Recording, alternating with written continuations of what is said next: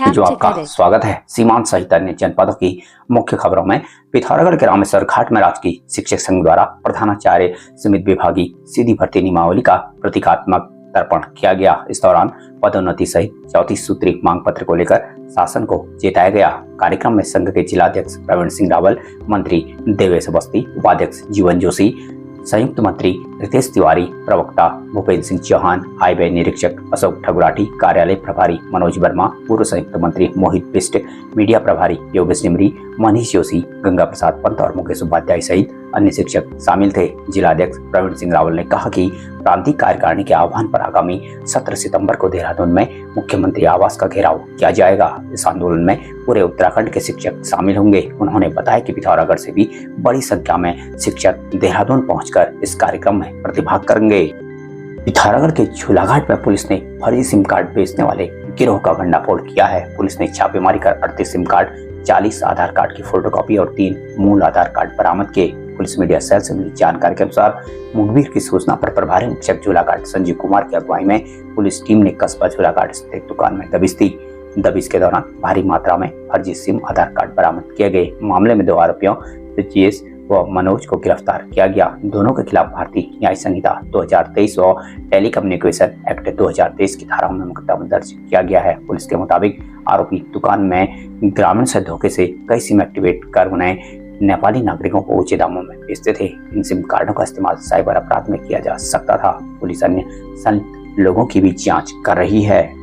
पिथौरागढ़ में हिंदी दिवस पर अदली कुशली मासिक हिंदी साहित्य की ओर से आयोजित कार्यक्रम में आंचलिकता द कुमाऊनी के विशेष विषय पर चर्चा हुई। साहित्यकार चिंतामणि जोशी ने कहा कि कुमाऊनी हिंदी की सहभाषा है और दोनों की उत्पत्ति शोर सैनी अपभ्रंश से हुई है। उन्होंने लोक रत्न गुनामी पंत से लेकर शैलेश मटियानी, मनोहर श्याम जोशी व हिमांशु जोशी जैसे साहित्यकारों की रचनाओं में आंचलिकता का उल्लेख किया। कार्यक्रम में डॉक्टर दीपचंद जोशी, डॉक्टर सरस्वती कोहली व अन्य साहित्यकारों ने कुमाऊं आंचलिकता और संस्कृति पर विचार रखे। कवयित्री अनीता जोशी ने सरस्वती वंदना व नवीन विश्वकर्मा गुमनाम ने गजल प्रस्तुत की। संचालन साहित्यकार दिनेश भट्ट द्वारा किया गया।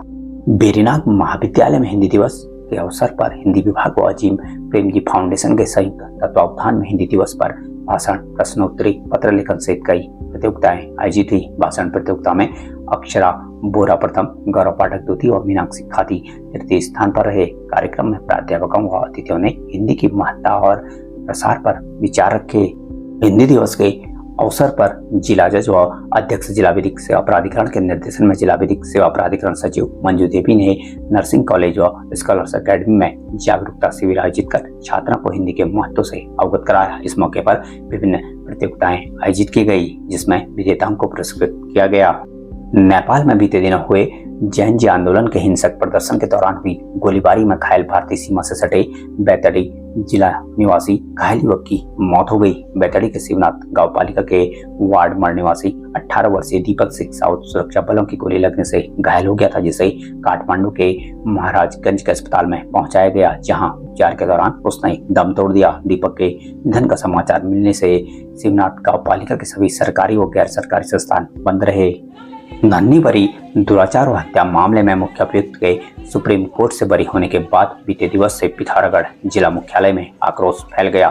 शनिवार देर शाम विभिन्न संगठनों से जुड़े लोगों ने जुलूस निकाला और एक बैठक कर आज नगर में जुलूस निकालकर केस रीओपन करने व न्याय नहीं मिलने तक लोकतांत्रिक तरीके से चरणबद्ध आंदोलन जारी रखने का निर्णय भी लिया गया। पूर्व निर्धारित कार्यक्रम के तहत रामला मैदान सोरगढ़ में आज रविवार की सुबह सभी विभिन्न संगठनों के लोग एकत्रित हुए, जहां से परिजनों के साथ जुलूस की शक्ल में सैकड़ों लोग न्याय दो के नारे लगाते हुए निकले थे। पूरे नगर की परिक्रमा के बाद जुलूस रामला मैदान टकाना पहुंचा। जुलूस में मातृशक्ति, युवा, बुजुर्ग सैकड़ों की संख्या में शामिल हुए।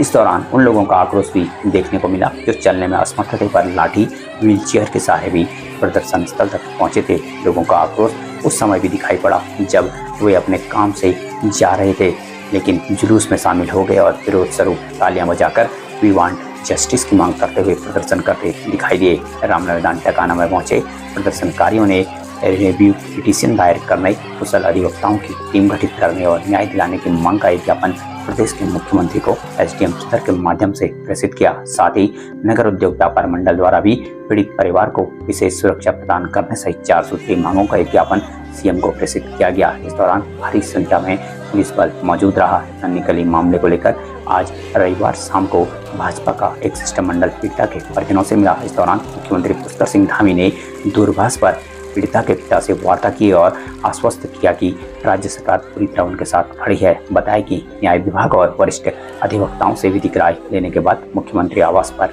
विस्तृत चर्चा की जाएगी। उन्होंने भरोसा दिलाया कि राज्य सरकार इस मामले में उच्च न्यायालय में पुनर्विचार याचिका दायर करने के लिए हर संभव प्रयास करेगी। शिष्टमंडल में भाजपा जिलाध्यक्ष गिरीश जोशी, दर्जा राज्य मंत्री गणेश भंडारी, जिला पंचायत अध्यक्ष जितेंद्र प्रसाद, मेयर कल्पना देवला सहित अन्य पदाधिकारी शामिल रहे।